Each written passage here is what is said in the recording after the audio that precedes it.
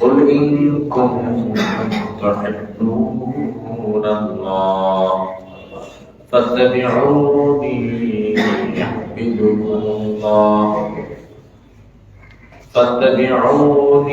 يحببكم الله ويغفر لكم ذنوبكم الله غفور رحيم. وقال رسول الله صلى الله عليه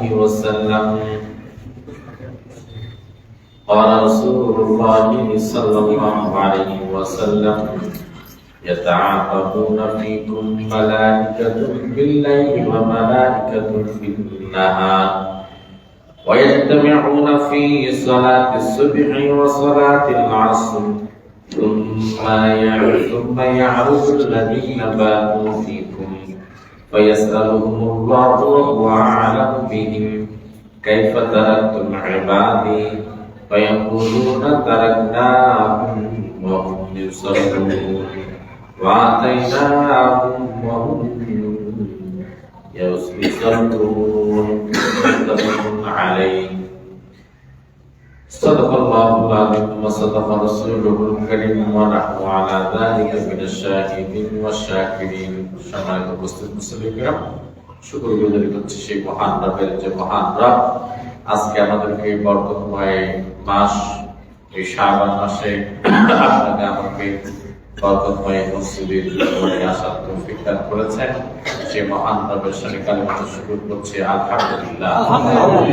সারা বিশ্ব মানবতার মহান নেতা যিনি সাইয়্যিদুল মুরসালিন, যিনি সাইয়্যিদুল কাউনাইন, যিনি আপনার আমার আদর্শ, যিনি আপনার আমার মডেল, যিনি আপনার আমার উসওয়া, যিনি আপনার আমার কুদওয়া, যারা আদর্শ বাস্তবায়ন করা প্রতিটি মুমিন মুসলমানের জন্য ফরজ, সেই মহান নেতার সাথে প্রাণ করে দরুদ ও সালাত করছি সাল্লাল্লাহু আলাইহি ওয়াসাল্লাম। সম্মানিত মুসলিমরা, আজকে শাবান মাসের 10 তারিখ। আজকে মাগরিবের পর থেকে 11 তারিখ শুরু হয়ে যাবে শাবান মাস। এটি বরকতময় শাবান মাস। এই শাবান মাসের অনেক গুরুত্ব রয়েছে, অনেক ফজিলত রয়েছে, অনেক মর্যাদা রয়েছে এবং এই মাসে একটি রজনী রয়েছে, সেটি হচ্ছে লাইলাতুল নিসফি শাবান।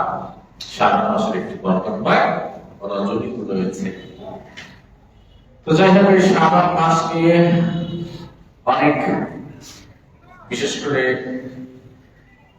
লাইলাতুল নিসফি শাবান হাদিসের ভাষায় এই রজনীর নাম হচ্ছে লাইলাতুল নিসফি শাবান। হাদিসের মধ্যে কিন্তু এটার নাম শবে বরাত নাই, শবে বরাত বা লাইলাতুল বারাত নাই, এগুলো অন্য ভাষা থেকে আসছে। তো আপনার সমাজে যদি এগুলো প্রচলন রয়েছে, কিন্তু হাদিসের ভাষায় এই রজনীটার নাম হচ্ছে লাইলাতুল নিসফি শাবান। লাইলাতুল নিসফি শাবান, এই শাবান মাসের ফজিলত এবং বিশেষ করে লাইলাতুল নিসফি শাবান কে কেন্দ্র করে আমাদের সমাজে এক শ্রেণী আছে যেটাকে হাইলাইট করতে করতে, প্রমোট করতে করতে একদম এমন জায়গায় নিয়ে গিয়েছে যেটা ইসলামে পাওয়া যায় না, যেটা নবী সাল্লাল্লাহু আলাইহি ওয়াসাল্লামের জীবনীতে বা সাহাবায়ে কেরামের জীবনীতে সালফে সালেহিন এতটা বাড়াবাড়ি কখনো করে নাই। আবার এক শ্রেণী রাজনীতিতে এমন পর্যায়ে নিয়ে গিয়েছে যে এটাকে মানে নাপিত করে ফেলছে। তো আমরা সারাসারির মধ্যেও নাই, বারবারের মধ্যেও নাই, বরং আমরা সেই অবস্থানই থাকবো।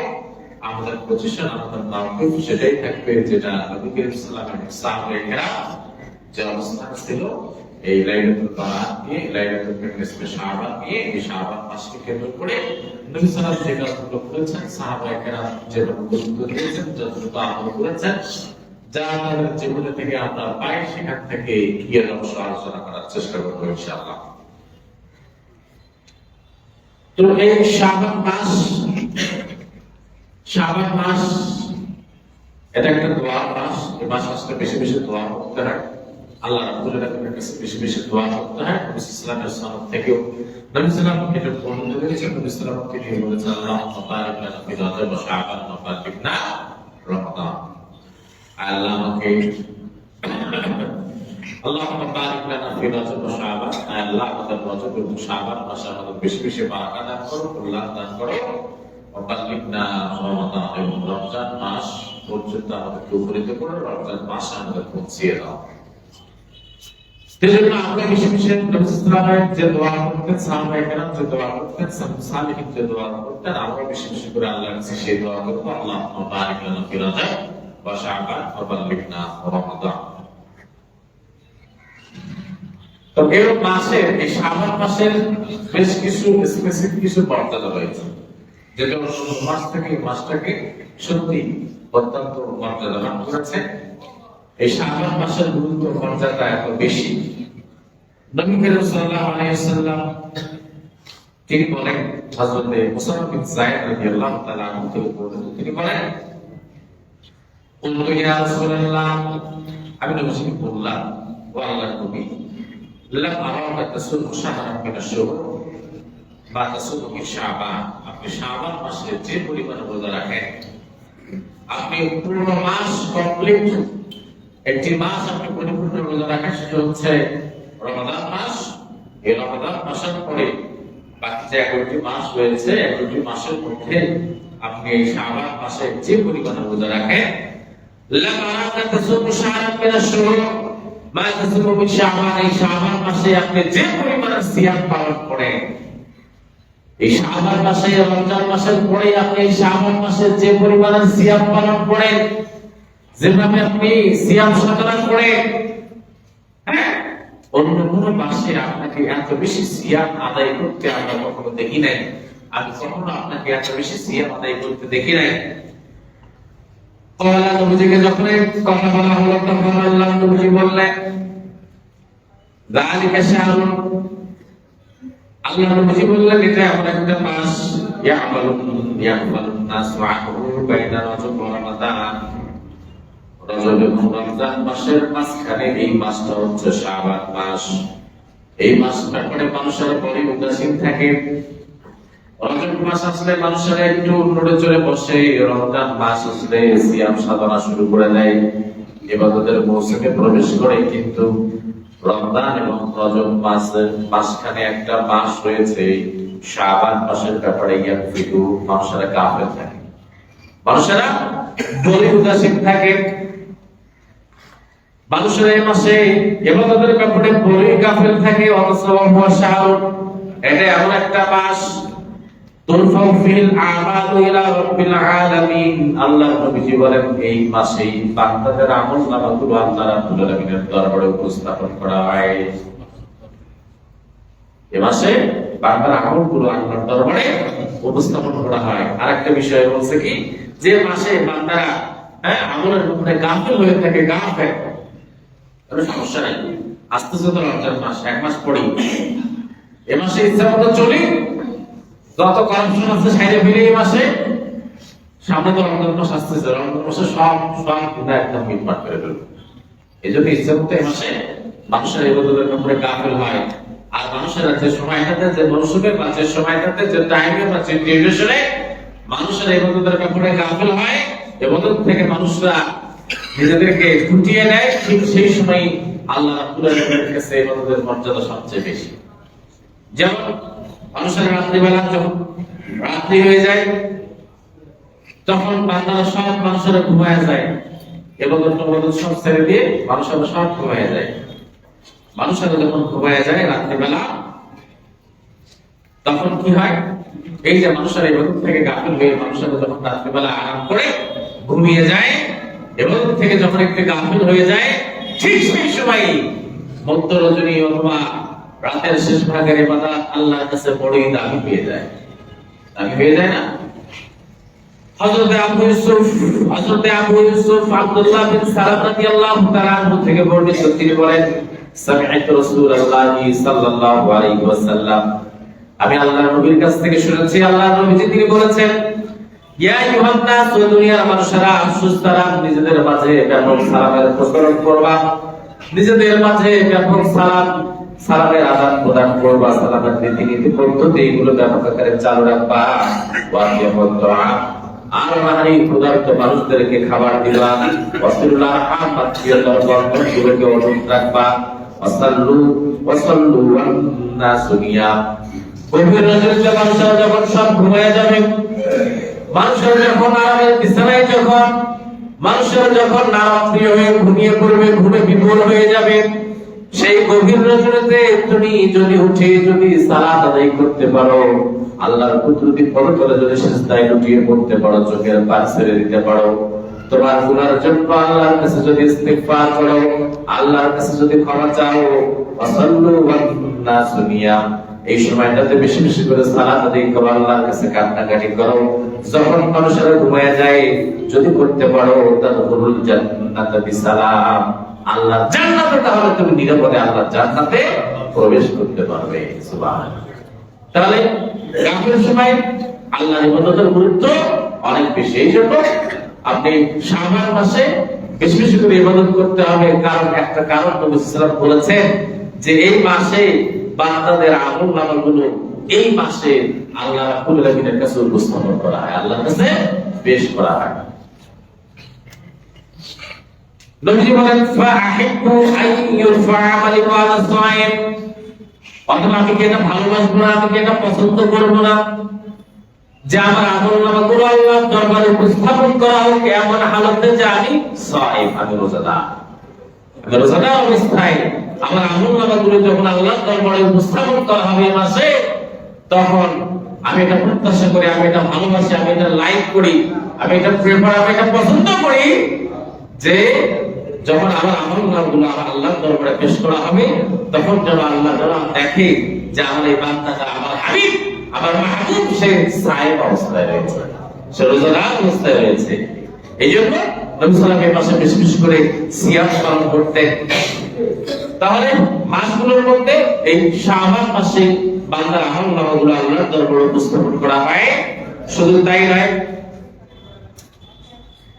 শুধু তাই নয়, এ মাসে যেমন আল্লাহ রাব্বুল আলামিনের কাছে বান্দার আমলনামাগুলো উপস্থাপন করা হয়, তেমনি করে একটি করে কি আছে, সপ্তাহ আছে। সপ্তাহের মধ্যে কি করা হয়, দুইটা দিন আল্লাহর কাছে বান্দার আমলনামাগুলো উপস্থাপন করা হয়। এ ব্যাপারে নবী সাল্লাল্লাহু আলাইহি ওয়াসাল্লামের হাদিস থেকে বর্ণিত রয়েছে। নবী সাল্লাল্লাহু আলাইহি ওয়াসাল্লাম বলেন যে তুফুল আমাল ইয়াউমুল ইসনাইন ওয়াল খামিস মিন কুল্লি উসবু',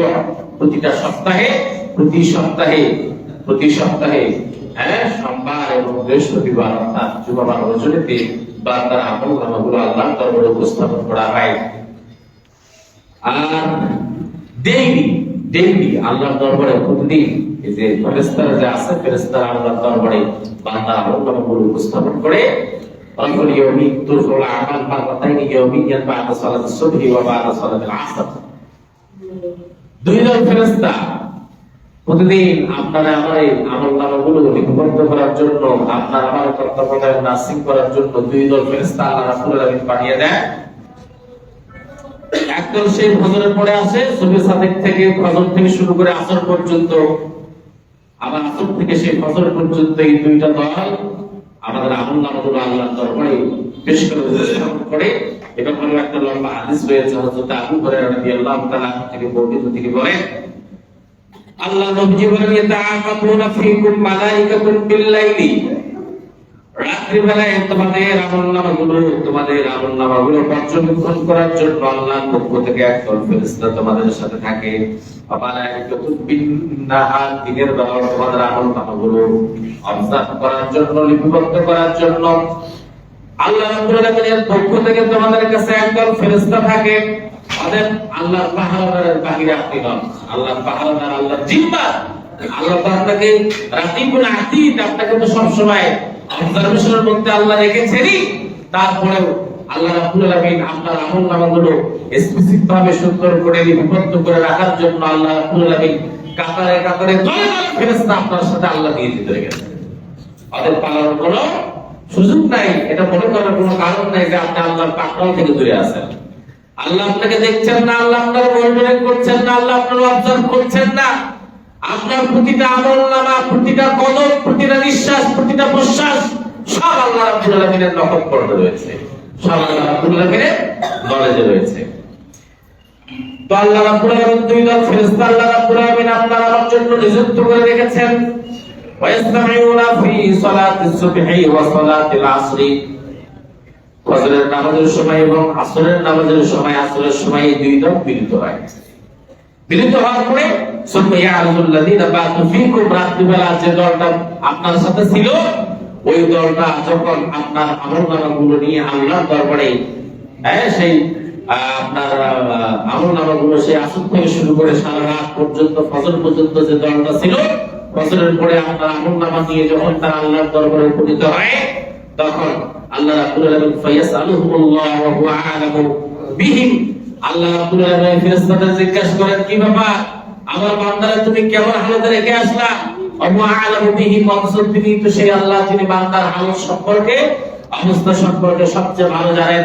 তারপরে তিনি ফেরেশতাদের জিজ্ঞাসা করেন ও ফেরেশতা আমার বান্দারা কেমন হালতে রেখে আসছো তুমি, কাইফা তারাকতুম ইবাদি আমার বান্দারা কেমন অবস্থায় রেখে এসেছো, ওয়ায়াকুলুনা তখন ফেরেশতারা বলে তারাকনা হুম ওয়া হুম ইউসাল্লুন, ও আল্লাহ আমরা তোমার এই বান্দাদেরকে এমন হালতে রেখে এসেছি যে যদি তারা নামাজি হয়, যদি তারা মুসলমান হয়, যদি তারা কি হয়, যদি তারা মুত্তাকি হয়, পরহেজগার হয়, আল্লাহর বিধিবিধান পালন করেওয়ালা বান্দা হয়, তখন তারা বলে আল্লাহ এই যে আসরের সময় আসর থেকে ফজর পর্যন্ত তার সাথে ছিলাম, এই যে ফজরের হালতে ফজরের রক্তে নামাজরত অবস্থায় তোমার বান্দাকে আমরা রেখে এসেছি।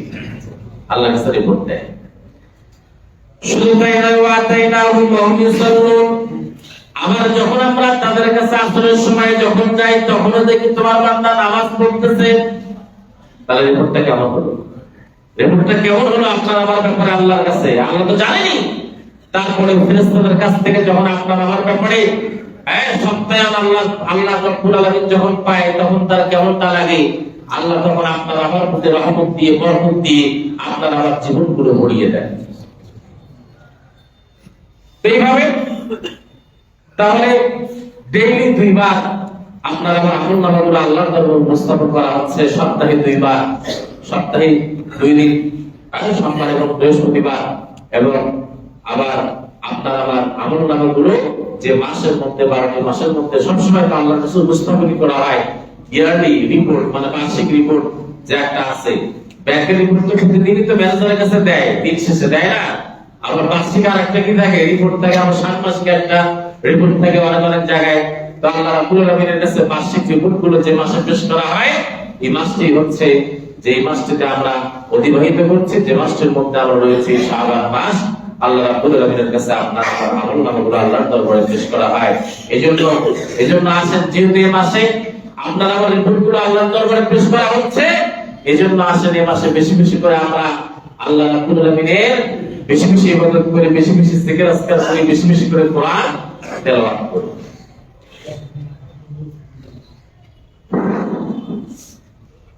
তো এই যে এই মাসটাতে আল্লাহ রাব্বুল আলামিন যে নবী সাল্লাল্লাহু আলাইহি ওয়াসাল্লাম যে ঘোষণা করেছেন শাবান মাসে তোমাদের আমলগুলো আল্লাহর দরবারে উপস্থাপন করা হয়, এর উদ্দেশ্য হচ্ছে আল-হাতু মিন রাফিল আমাল ওয়া জিয়াদাতু ইয়াকসাদিল ইবাদ, যেন বান্দা বেশি বেশি ইবাদত করার ব্যাপারে বান্দা যেন সজাগ থাকে। এই হাদিসের উদ্দেশ্য কি? বান্দা যেন এই মাসে, অন্যান্য মাসে তো থাকবে, কিন্তু এই শাবান মাসে বান্দা যেন বেশি বেশি ইবাদত করার ব্যাপারে আল্লাহ রাব্বুল আলামিনের বেশি বেশি আল্লাহ রাব্বুল আলামিনের রুজু হওয়া, আল্লাহর ইবাদত পালনের ব্যাপারে বেশি যেন সচেতন হয়, এই ব্যাপারে উৎসাহ প্রদান করা, অর্থাৎ তাসদিরুম আলা তাওবা, যেন বেশি বেশি করে বান্দা তওবার দিকে ধাবিত হয়, বান্দা যেন তওবামুখী হয়, বান্দা যেন এই মাসে এই শাবান মাসে বেশি বেশি করে আল্লাহর দরবারে তওবা করতে পারে, ওয়া ইসলাহুল আমাল, বান্দার আমলগুলো যেন সুন্দর করতে পারে, ওয়া ইজহারুল ফাদল বা'দাল আওকাতি ইনদাল্লাহ, এবং এই মাসের প্রতিটি সময় প্রতিটা মুহূর্ত এগুলো যেন আমরা আল্লাহ রাব্বুল আলামিনের ইবাদতে কাটিয়ে দিতে পারি। এই জন্য শাবান মাস যেন আল্লাহ রাব্বুল আলামিনের রহমতে আল্লাহর ইবাদতের মধ্য দিয়ে যেন শাবান মাস আমরা কাটাতে পারি, আল্লাহ সেই তৌফিক দান করুক। সবাই বলে আমিন। এবার আমাদের একটা কাজ, সেটা হচ্ছে আল-ইস্তিদাদু লিরমাদান, রমজান মাসের জন্য বেশি বেশি করে প্রস্তুতি নিতে হবে। রমজান মাসের জন্য বেশি বেশি করে প্রস্তুতি নিতে হবে।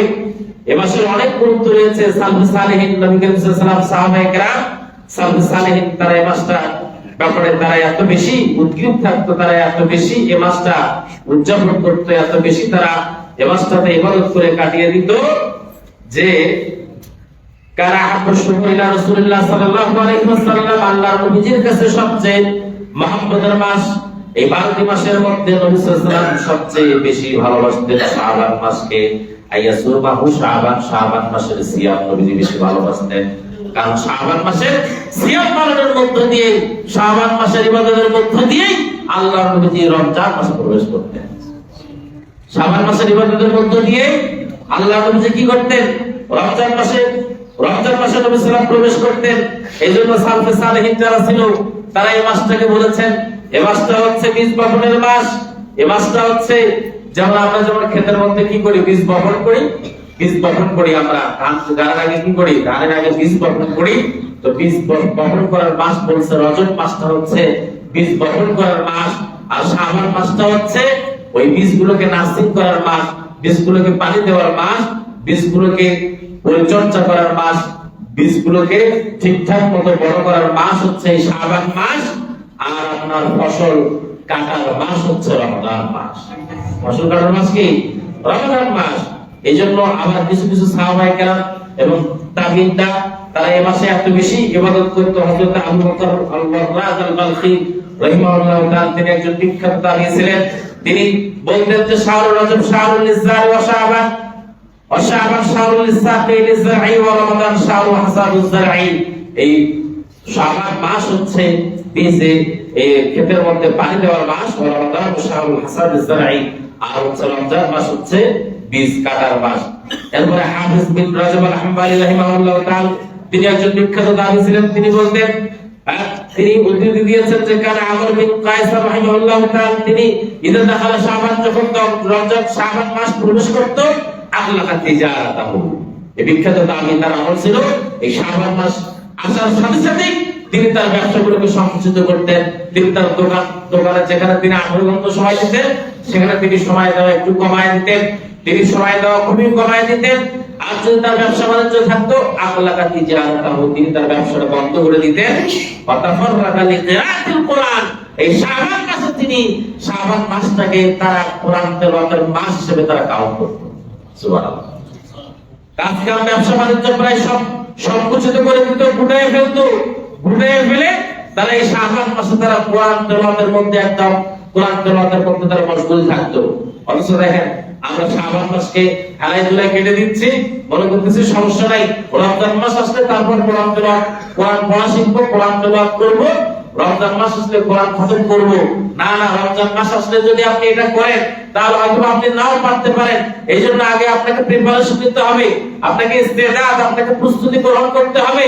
যদি আপনি শাবান মাসে যদি আপনি ঠিকঠাক মতো রোজাগুলো বেশি বেশি সিয়াম পালন করেন, পরিবারের লোকদেরকে সিয়াম পালন করে অভ্যস্ত করেন, এই শাবান মাসে যদি আপনি কোরআন তেলাওয়াতের জন্য অভ্যস্ত থাকেন, শাবান মাসে যদি বেশি বেশি জিকির আজকারে লিপ্ত থাকেন, এই শাবান মাসে যদি আপনি তাহাজ্জুদের যদি প্র্যাকটিস থাকে আপনার, তাহলে আপনার পক্ষে সম্ভব রমজান মাসের যথাযথ হক আদায় করা। আর যদি আপনি কি মনে করেন যে না শাবান দরকার নেই, একবারই রমজান সব সাইলে ফেলবো, তাহলে আপনি পারবেন না। আপনার প্রিপারেশন নাই, তো আপনি মেন্টালি ভাবে আপনি প্রস্তুতি নেন নাই, আপনি তো ফিজিক্যালি ভাবে বায়োলজিক্যালি ভাবে আপনার পরিবারের পরিবেশটা আপনি তো সেভাবে তৈরি করতে পারবেন না। হঠাৎ করে রমজান মাসে যদি আপনি এগুলো সব একবার শুরু করে দেন, এই জন্য আপনাকে এখন থেকেই শাবান মাস থেকেই সাহাবায়ে কেরাম, নবী করিম সাল্লাল্লাহু আলাইহি ওয়াসাল্লাম, তাবিঈনগণ, সালফে সালেহিনগণ তারা এই রমজান মাস আসার আগেই 2-3 মাস আগে থেকে তারা এগুলো প্রস্তুতি গ্রহণ করতো, তারা এগুলো বাড়িতে প্র্যাকটিস করতো। এই জন্য তো তাদের পক্ষে সম্ভব ছিল প্রায় সারা রাত ধরে বড় রাত জেগে থেকে তাহাজ্জুদের সালাত আদায় করা, কোরআন তেলাওয়াত করা, তাসবিহ তাহলিল করা, পুরো রমজান ইবাদতে কাটিয়ে দেওয়া। তখনই আপনার পক্ষে সম্ভব হবে যদি আপনি আগে থেকে প্রস্তুতি গ্রহণ করেন, তাই না? ব্যাপারটা তো তাই। আর আপনি যদি হঠাৎ করে মনে করেন যে পরীক্ষা আসলে, অনেক ছাত্র আছে না, সমস্যা নাই, সারা বছর পড়বো নেই, পরীক্ষা যে মাসে শুরু হবে সে মাসে পড়বো, সেই মাস আসলে তার পেটের ব্যথা শুরু হয়ে যায়। যখন একদম পরীক্ষা একদম বলে ঠিক আছে কালকে পরীক্ষা, সমস্যা নাই, এক রাতে করে শেষ করে ফেলবো, যখন আপনি পড়া শুরু করে দেয় তখন তার পড়া ভালো লাগে, তাই যা আছে কপালে আল্লাহ, পরীক্ষা হলে যা হবে কিন্তু টুকি নিয়ে যায়, শেষ, সফল হবে না। এই জন্য আপনাকে কি করতে হবে, আগে থেকে প্রস্তুতি গ্রহণ করতে হবে, প্র্যাকটিস করতে হবে। সাহাবায়ে কেরাম এই কাজগুলো করতো। এই জন্য সম্মানিত উপস্থিতি, এই যে আমাদের একটা রজনী রয়েছে লাইলাতুল নিসফি শাবান, এই শাবান মাসের একটি বরকতময় রজনী, এই শাবান মাসের বরকতময় রজনী, এই রজনীর ব্যাপারে নবী করিম সাল্লাল্লাহু আলাইহি ওয়াসাল্লাম হাদিসের মধ্যে গুরুত্বপূর্ণ কথা বলেছেন। যে নবী করিম সাল্লাল্লাহু আলাইহি ওয়াসাল্লাম তিনি বলেছেন, ইয়াতলিউল্লাহু আযজা ওয়া জাল্লা ইলা খালকিহি লাইলাতুল নিসফি মিন শাবান, এই লাইলাতুল নিসফি মিন শাবান যখন আসে তখন আল্লাহ রাব্বুল আলামিন সমস্ত বান্দা তার সৃষ্টিকর্তা মাখলুকের প্রতি তিনি রুজু হন। তিনি ইয়াতলিউল্লাহ, আল্লাহ রাব্বুল আলামিন তিনি মাখলুকের কাছে আসেন, মাখলুকের কাছাকাছি আসেন, ফায়াগফিরু লিইবাদিহি, তিনি তার সমস্ত বান্দা যারা মুমিন ছিল, যারা মুসলমান ছিল, যারা মুত্তাকি ছিল, এই সমস্ত বান্দাদেরকে, মুমিনদেরকে আল্লাহ রাব্বুল আলামিন সবাইকে আল্লাহ রাব্বুল আলামিন ক্ষমা করে দেন। সুবহানাল্লাহ। তবে ইল্লাসনাইনি, আল্লাহ নবীজি বলেন দুই শ্রেণীর মানুষকে আল্লাহ রাব্বুল আলামিন সেই দিন ক্ষমা করেন না। দুই শ্রেণীর মানুষদেরকে ক্ষমা করেন না। আরেকটা হাদিস আছে, সেখানে আরেকটা প্রকার আসছে। এই মোটমাট তিন শ্রেণীর মানুষদেরকে আল্লাহ রাব্বুল আলামিন এই রজনীতে তিনি সমস্ত মুমিনদেরকে ক্ষমা করে দেন। মুমিনদেরকে আল্লাহ রাব্বুল আলামিন এই রজনীতে ক্ষমা করে দেন যাদের ঈমান রয়েছে, যারা ঈমানের সাথে চলে। কিন্তু তিন শ্রেণীর মানুষদেরকে আল্লাহ রাব্বুল আলামিন এই রজনীতে ক্ষমা করে দেন না। তার মধ্যে হচ্ছে এক নম্বর হচ্ছে আল মুশরিক। এক নম্বর কি? মুশরিক, যারা আল্লাহর সাথে শিরিক করে। আল্লাহর সাথে যারা শিরিক করে, মুশরিক মানে শব্দটা আমাদের কাছে এত বেশি পরিচিত হয়ে গেছে, আমরা শব্দটার ভেতরে আসলে প্রবেশ করি না। আসলে শিরিক বলতে কি বোঝায়? মুশরিক কারা হয়? কোন অবস্থাতে একটা মুমিন সে মুশরিক হয়ে যায়, তার ঈমান নষ্ট হয়ে যায়, সে মুশরিক হয়ে যায়। হ্যাঁ, এগুলো যদি আমরা শুধু মনে করি মাজারে সিজদা দিলেই সে মুশরিক হয়ে গেল, আমরা মনে করি যে হ্যাঁ শুধু বাবার দরবারে বাবার কদম মুছির সামনে মাথা নোয়াইলেই বা সিজদা দিলেই সে মুশরিক হয়ে গেল, চাঁদ পাহাড় পর্বত নদী নালা খাল বিলগুলো সিজদা দিলেই সে মুশরিক হয়ে গেল, আল্লাহরে বাদ দিয়া অন্য কারো কাছে সন্তান চাইলে মুশরিক হয়ে গেল, আল্লাহরে বাদ দিয়ে অন্য কারো কাছে টাকা পয়সা চাইলে মুশরিক হয়ে গেল। না না, হ্যাঁ এগুলো বললেও মুশরিক হয়।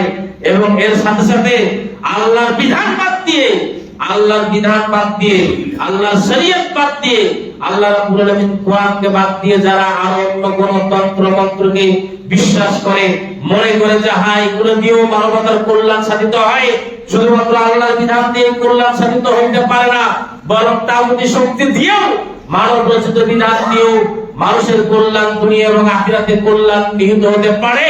এবার আকীদা বিশ্বাস যদি আপনি রাখেন, আপনিও তো মুশরিক হয়ে যাবেন। এটাও তো আপনার ঈমানের সাথে সাংঘর্ষিক, এটাও তো আপনার তাওহীদের সাথে সাংঘর্ষিক, এটাও তো আপনার ঈমানের চেতনাবোধের সাথে সাংঘর্ষিক। হ্যাঁ, এই জন্য আল্লাহ রাব্বুল আলামিন এই যে এটা তো শাবান মাস, শাবান মাসের আগে লাস্ট যে মাসটা গত হয়ে গেছে, সে মাসটা ছিল কি মাস? রজব মাস।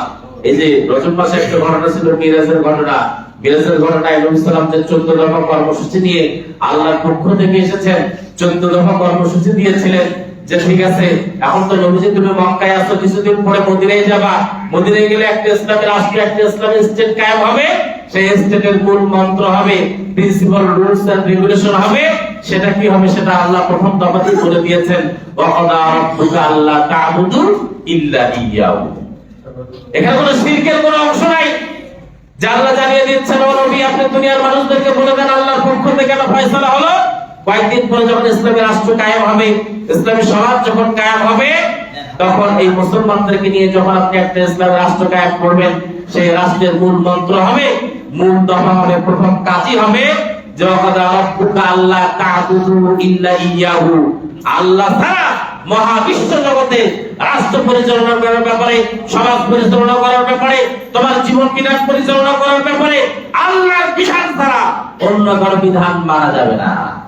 এটা হচ্ছে সবাই আমরা বক্তব্য দান করবো। সামনে রমজান আসছে এবং আমরা এখন থেকে দানের প্র্যাকটিসটা একটু বাড়ায় দেই।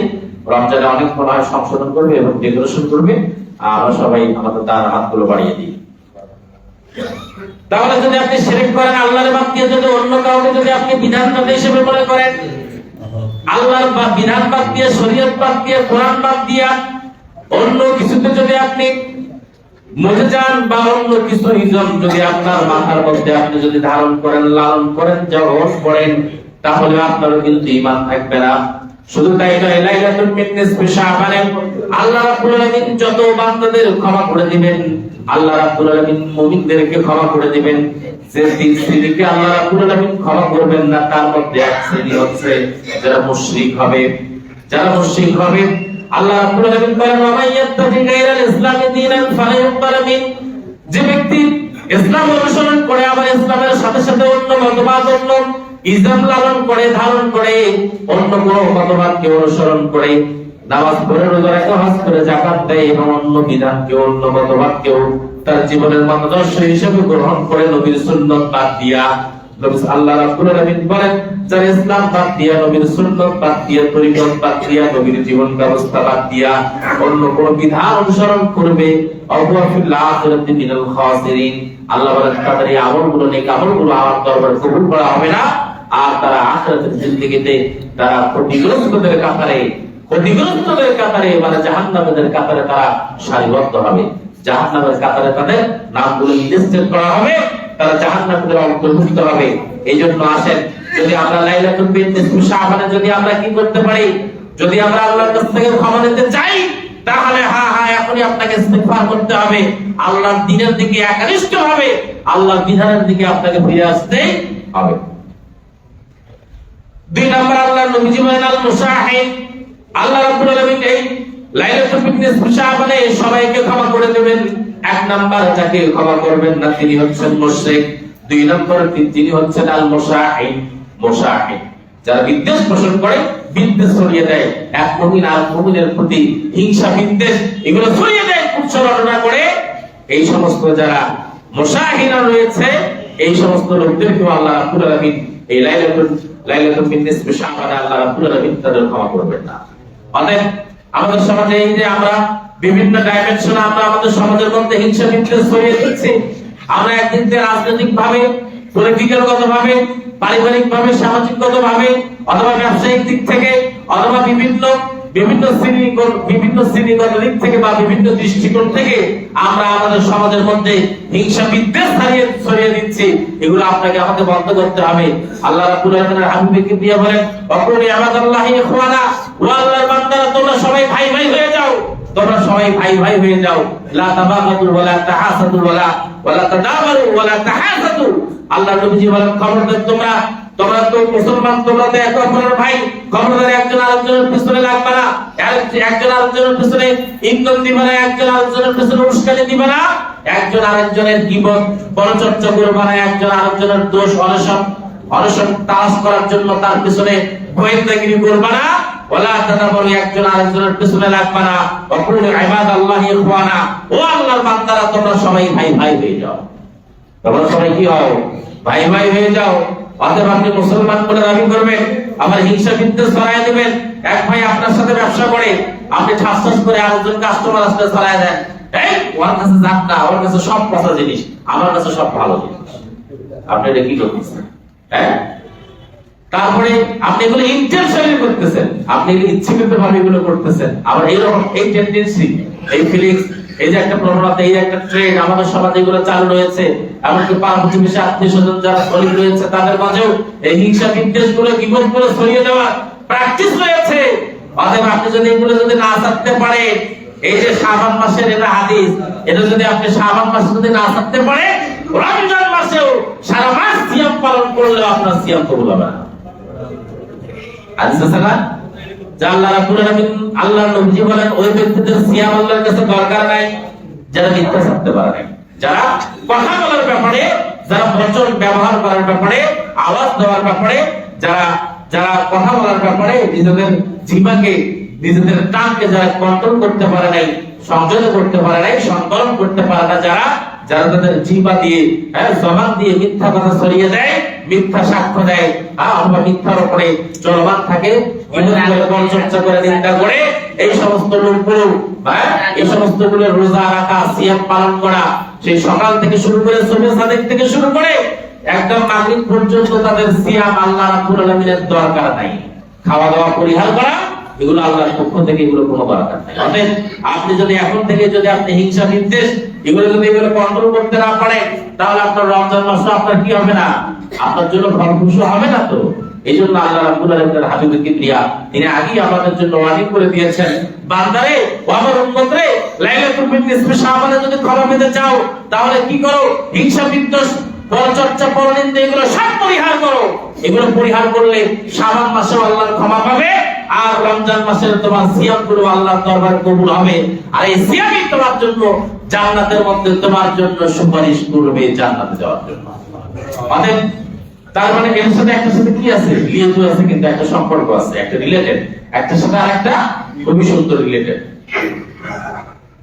তাহলে 1 নাম্বার, আল্লাহ রাব্বুল আলামিন এই লাইলাতুল নিসফি শাবানে যাদের ক্ষমা করবেন না, 1 নাম্বার মুশরিক, 2 নাম্বার যে ব্যক্তি হিংসা বিদ্বেষ ছড়ায় দেয়, গীবত করে, পরচর্চা করে, 3 নাম্বার আল্লাহর নবী বলেন 3 নাম্বার যে ব্যক্তিকে আল্লাহ রাব্বুল আলামিন ক্ষমা করবেন না তিনি হচ্ছেন কাতিলুন নাফসি, যারা অন্যায়ভাবে মানুষকে হত্যা করে।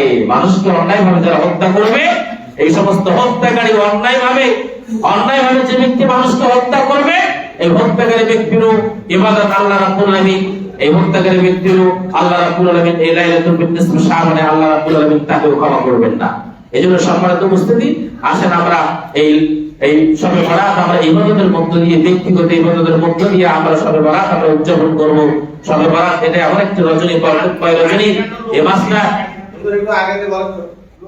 আমাদের মনে হয় সামনে অনেক জায়গা আছে, আমাদের জায়গা আছে যেখানে তৃতীয় সারিতে ওঠার জায়গা আছে। আপনারা একটু প্লিজ একটু আগে আসেন। আগে আসলে পেছনের ভাইটাকে একটু কথা শুরু করে দিবেন।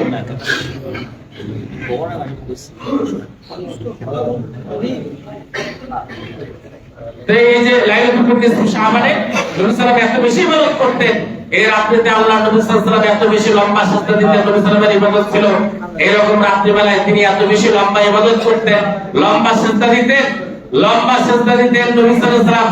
যখন আয়েশা রাদিয়াল্লাহু তাআলা থেকে একটা হাদিস বর্ণিত রয়েছে, আয়েশা রাদিয়াল্লাহু তাআলা তিনি উঠলেন, নবী সাল্লাল্লাহু আলাইহি ওয়াসাল্লামকে খুঁজলেন, দেখলেন নবী সাল্লাল্লাহু আলাইহি ওয়াসাল্লাম তিনি সালাত আদায় করতেছেন, তিনি এত লম্বা সালাত আদায় করতেছেন নবী সাল্লাল্লাহু আলাইহি ওয়াসাল্লাম। আয়েশা রাদিয়াল্লাহু তাআলা তিনি মনে করে ফেললেন, হ্যাঁ, কান্নাহু জানতু আন্নাহু কুলিদ। আয়েশা রাদিয়াল্লাহু তাআলা বলেন যে আমার তো মনে হলো নবী সাল্লাল্লাহু আলাইহি ওয়াসাল্লাম তিনি ইন্তেকাল করেছেন, এত লম্বা সিজদা নবী সাল্লাল্লাহু আলাইহি ওয়াসাল্লাম দিয়েছেন। নবী সাল্লাল্লাহু আলাইহি ওয়াসাল্লাম সিজদা দিতেন। আপনি বিভিন্ন যে মুসলিম মুমিন সহ মাজারের অনেক শরীফ হয়ে পাবেন লাইলাতুল কদর, শবে বরাতের নামাজের নিয়ম, হ্যাঁ, কত ওখানে উদ্ধৃতি পাবেন যে ঠিক আছে 100 টাকা 500 টাকা 1000 টাকা নামাজ পড়তে হবে আপনাকে, 100 টাকা 500 টাকা নামাজ পড়ে একটা কম্পিটিশন শুরু হয়ে যায় লাইলাতুল কদর, লাইলাতুল বরাত এগুলোটা।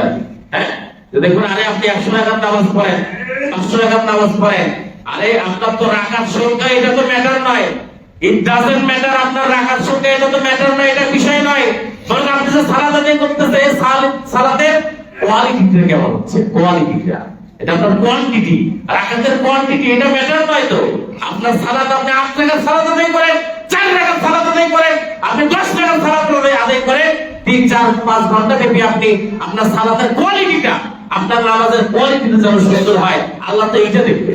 যদি রাকাতটা যদি বেশি ইম্পর্টেন্ট হইতো তাহলে নবী সাল্লাল্লাহু আলাইহি ওয়াসাল্লাম তিনি কি করতেন, তিনি তো অর্ধরাত্রি প্রায় বেশি অর্ধেক রাত নবী সাল্লাল্লাহু আলাইহি ওয়াসাল্লাম কি করতেন, সালাত আদায় করতেন, নামাজ পড়তেন।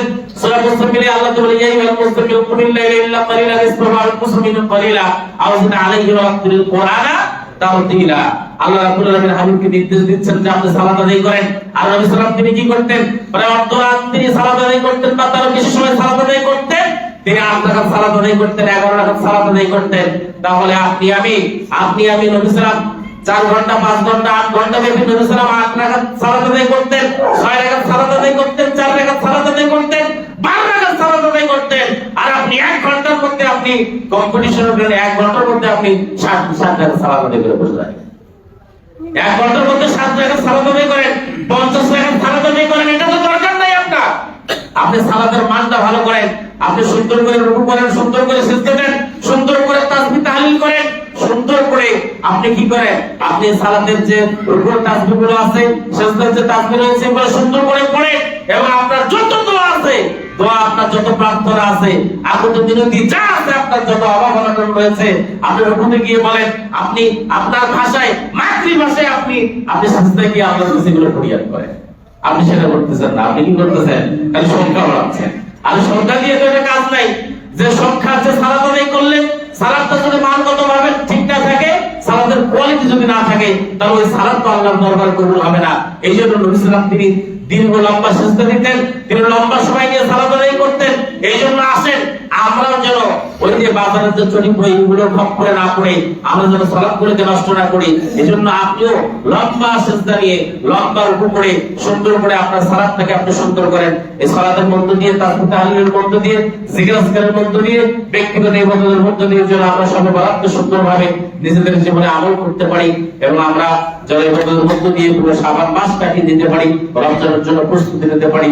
আল্লাহ রাব্বুল আলামিন সেই তৌফিক আমাদেরকে দান করুন। আপনি সবে বরাতের নামে আমাদের মসজিদগুলোতে দেখবেন যে শুধুমাত্র খাওয়ার বিশাল একটা ঘুম বেঁধে যায়।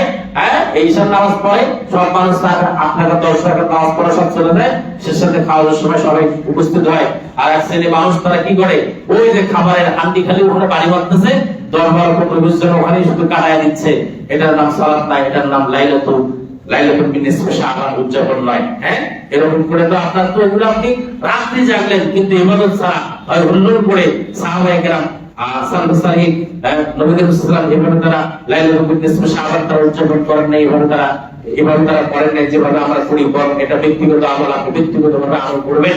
ব্যক্তিগতভাবে যেভাবে সুন্দরভাবে খুশি-খুশির সাথে নিরিবিলি সুন্দর পরিবেশে আপনি আল্লাহর সাথে আপনার কানেকশন যত বেশি মজবুত করতে পারবেন, নিরিবিলি পরিবেশে, সেই নিরিবিলি সুন্দর পরিবেশটাই আপনি বেছে নেবেন। সেখানে আপনার সাথে আপনার আল্লাহ রাব্বুল আলামিনের সাথে আপনার যত বিষয় রয়েছে সেখানে আপনি এটা আল্লাহর সাথে মিটমাট করে নেবেন। এই জন্য আসেন আমরা যেন যথাযথভাবে লাইলাতুল বারাত নিসফি শাবান উদযাপন করতে পারি এবং ইবাদতের মধ্য দিয়ে, জিকির আজকারের মধ্য দিয়ে, তাসবিহ তাহলিলের মধ্য দিয়ে, কোরআন তেলাওয়াতের মধ্য দিয়ে, এই শাবান মাস সিয়ামের মধ্য দিয়ে যেন উদযাপন করতে পারি এবং রমজানের জন্য প্রস্তুতি নিতে পারি। আল্লাহ আমাদের সেই তৌফিক দান করুন। ওয়া আখিরু দাওয়ানা আলহামদুলিল্লাহি রাব্বিল আলামিন। আসসালামু আলাইকুম ওয়া রাহমাতুল্লাহ।